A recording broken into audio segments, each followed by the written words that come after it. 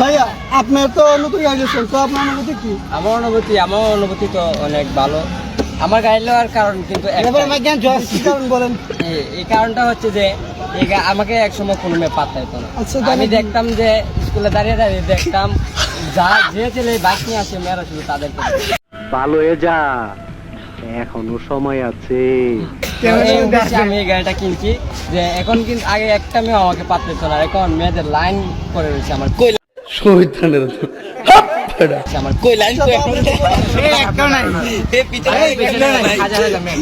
আচ্ছা আচ্ছা, তাহলে কি? হ্যাঁ ভাই, শুধু স্কুলে চারিদিকে নিয়ে আয় তো বাইক নিয়ে আসে, বাইরে বাইরে তার অনেক 3-4 বাইক আছে। ভাই সত্যি নাকি? হ্যাঁ সত্যি। मारो मुझे, मारो मारो मुझे, मारो मारो। नहीं ये मजाक हो रहा है, एक सेकंड यार, मजाक हो रहा है। ভাইয়া একটা মেয়ের আগে প্রপোজ করেছিল,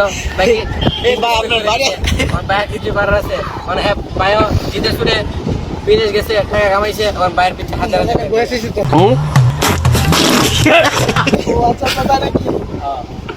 আমার আরো শুধু বাইক না, প্রাইভেট কারও আছে যা দিয়ে আমার ফ্যামিলি চলাফেরা করে। আপনার বয়স কত? আমার বয়স বেশি না, মাত্র বয়স 20 বছর। फालतू কথা একদম কবি না। 20 বছরই।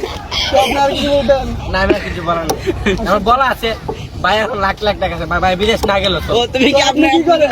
কাম ছাড়া কি? আমি ভাইয়ের বন্ধু হই। Control control.